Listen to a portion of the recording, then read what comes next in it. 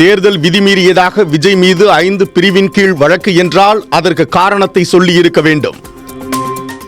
தமிழ்நாட்டில் பாஜக வேரூன்ற காரணம் திமுக தான். நாம் தமிழர் கட்சி ஒருங்கிணைப்பாளர் சீமான் காட்டம். 5 பிரிவின்களை வழக்குனா அதுக்கு காரணம் சொல்லியிருக்கீங்களா? அது ஏதாவது நான் அதை கவனிச்சேன்.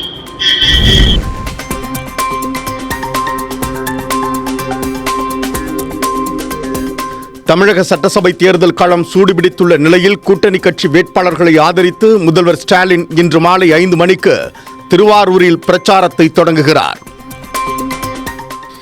தஞ்சாவூர் அருகே சாலியமங்கலத்தில் முதல்வர் ஸ்டாலின் பிரச்சார வாகனத்தில் பறக்கும் படை அதிகாரிகள் சோதனை.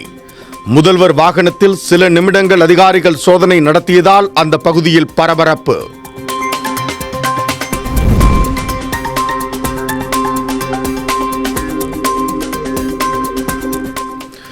மற்ற கட்சிகளைப் போல் இல்லாமல் நடைமுறைக்கு சாத்தியமான மற்றும் 100% நிறைவேற்றக்கூடிய அளவில் திமுக தேர்தல் அறிக்கை அமைந்துள்ளது. சூப்பர் ஸ்டாராக திமுக தேர்தல் அறிக்கை உள்ளது. திரையில் பார்த்த நடிகர் விஜய் தெருவிற்கு வந்ததால் அவரை பார்க்க மக்கள் வந்துள்ளனர். விஜய்க்கு வரும் கூட்டம் பற்றி மார்க்சிஸ்ட் மாநில செயலாளர் சண்முகம் விமர்சனம்.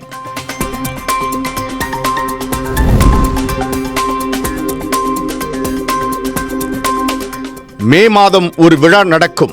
அந்த விழாவில் மீண்டும் ஸ்டாலினை இப்பொழுது அழைத்தது போலவே மாண்புமிகு முதல்வரே என்று அழைக்கப் போகிறேன் என்ற எதிர்பார்ப்புடன் தான் இந்த கூட்டத்திற்கே வந்திருக்கிறேன்.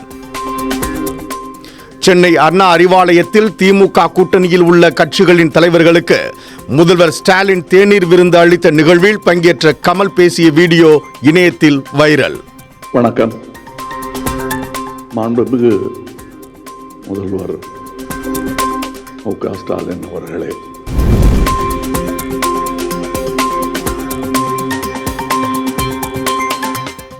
புதுச்சேரியில் இந்தியா கூட்டணிக்குள் ஒற்றுமை இல்லை. கூட்டணிக்குள் ஒற்றுமை இல்லாத இவர்கள் எப்படி நிலையான ஆட்சியை தர முடியும்? கடந்த காங்கிரஸ் திமுக ஆட்சியில் புதுச்சேரி ரவுடிகளுக்கு அடைக்கலம் கொடுக்கும் மாநிலமாக இருப்பதாக புதுச்சேரியில் தேசிய ஜனநாயக கூட்டணி கட்சி வேட்பாளர்களை ஆதரித்து பிரச்சாரத்தில் ஈடுபட்ட தமிழக பாஜக முன்னாள் தலைவர் அண்ணாமலை குற்றச்சாட்டு.